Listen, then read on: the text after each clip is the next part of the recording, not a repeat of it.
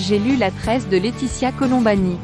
Smita est une intouchable, la classe indienne des déchets humains, les parias de la société, ceux dont on tolère à peine l'existence. Cette condition lui a valu une vie misérable jusqu'ici, dans le village de Badlapur qu'elle n'a jamais quitté. Mais cette vie, elle s'est fait la promesse de ne point la léguer à sa fille de 6 ans. Non, Lalita ne videra pas de la merde à main nue et ne mangera pas du rat toute sa vie.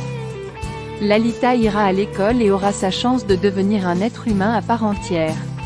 Julia, la vingtaine, travaille depuis des années aux côtés de son père dans leur atelier de casquettura. Depuis près d'un siècle, cette famille sicilienne transforme les cheveux locaux en postiches et perruques.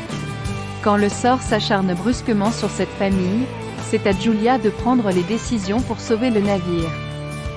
Le changement est-il possible dans un environnement aussi ancré dans les traditions?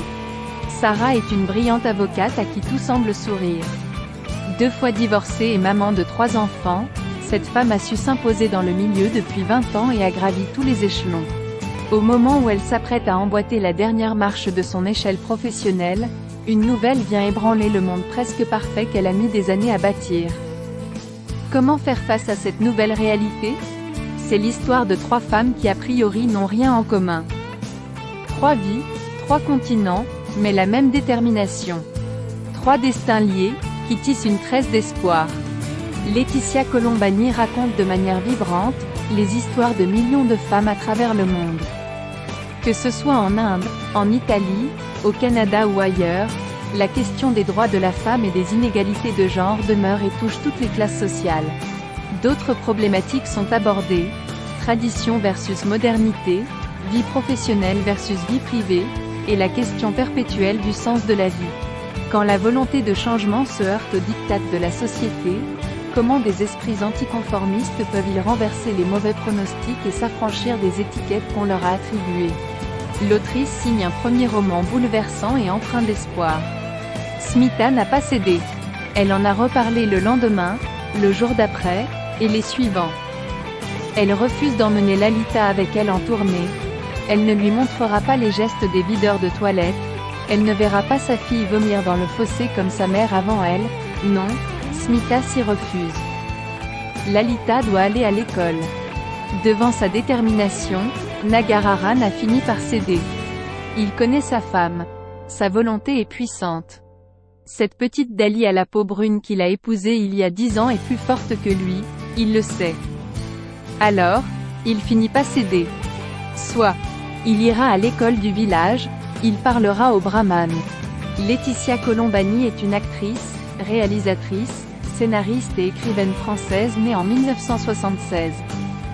Elle obtient son diplôme de l'École nationale supérieure Louis Lumière en 1998. Elle écrit, joue et réalise plusieurs courts et longs métrages. Son premier roman, La tresse, paraît chez Grasset en mai 2017 et connaît un énorme succès. Il s'écoule à plus de 2 millions d'exemplaires en France et est traduit en 40 langues. Il remporte plus d'une vingtaine de prix littéraires en France et à l'étranger, dont le 40e prix Relais des voyageurs lecteurs, le Trophée littéraire 2017 des femmes de l'économie et le Globe de cristal 2018 du premier roman. Il fait partie de la sélection des meilleurs livres 2018 du magazine Elle. Une adaptation pour enfants, La tresse ou le voyage de Lalita, paraît en novembre 2018. La tresse est également adaptée au théâtre en France, en Espagne et en Italie. L'adaptation cinématographique, réalisée par l'autrice elle-même, sort en novembre 2023.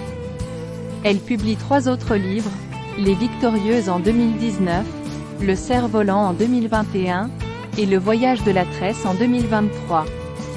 Laetitia Colombani fait incontestablement partie des plumes francophones les plus prometteuses de sa génération.